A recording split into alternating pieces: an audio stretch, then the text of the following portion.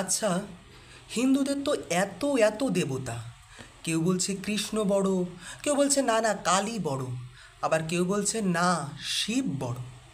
তাই এই এত এত দেবতার কারণে তো হিন্দুদের মধ্যেই মতবিরোধ সংঘর্ষ সবসময় লেগেই আছে। আপনি কি বলতে পারেন যে হিন্দুদের এত দেবদেবী হওয়ার কারণ কি? আর এই এত দেবদেবীর মধ্যে সর্বশ্রেষ্ঠ কে? ব্রহ্মবস্তুর মধ্যে কোনো ছোট বড় ভেদাভেদ নেই। ব্রহ্মতত্ত্বে কোনো উৎকৃষ্টতা বা অপকৃষ্টতাও নেই। যেমন ধরো, তুমি একটি দোকানে মিষ্টি কিনতে গেছো, গিয়ে তুমি দোকানদারকে বললে আমাকে সন্দেশ দিন। তখন দোকানদার তোমাকে বলবে এই যে খুব ভালো সন্দেশ, টাটকা সন্দেশ, এই নিন। আবার আমি গিয়ে দোকানদারকে বললাম যে আমাকে রসগোল্লা দিন। তখন আমাকেও দোকানদার বলবে যে খুব ভালো রসগোল্লা, একেবারে সুস্বাদু রসগোল্লা, টাটকা রসগোল্লা। আবার অন্য আরেকজন কেউ গিয়ে বলবে যে আমাকে কাঁচা গোল্লা দিন।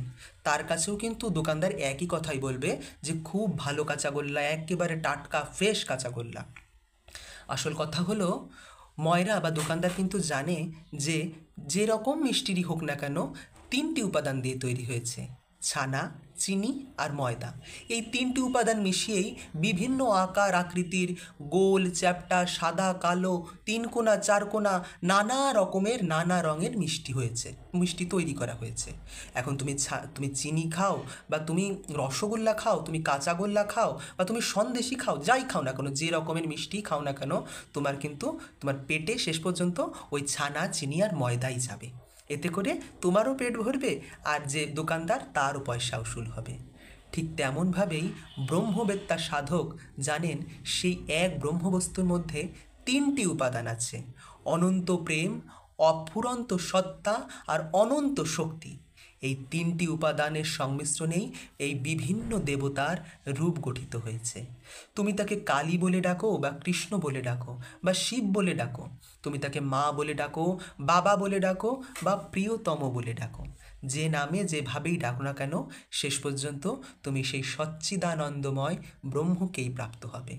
এতে করে শেষ পর্যন্ত তুমিও আনন্দে ডুবতে পারবে, আর শাস্ত্রের উদ্দেশ্য সিদ্ধ হবে। এই বিষয়ে শাস্ত্রে সাধক তার উপলব্ধির কথা গানে গানে কিভাবে বলেছে শোনো।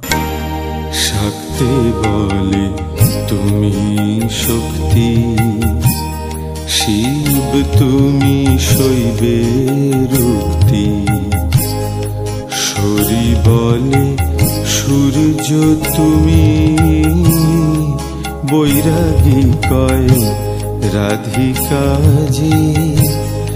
গানপত বলে গণেশ, যক্ষ বলে তুমি ধনেশ। শিল্পী বলে বিশ্বকর্মা, বদর বলে নয়ের মাঝি। এক ব্রহ্ম দ্বিধা ভেবে মন আমার হয়েছে পাজি। তুমি জানো ভোজের বাজি, জেনেছি তারা।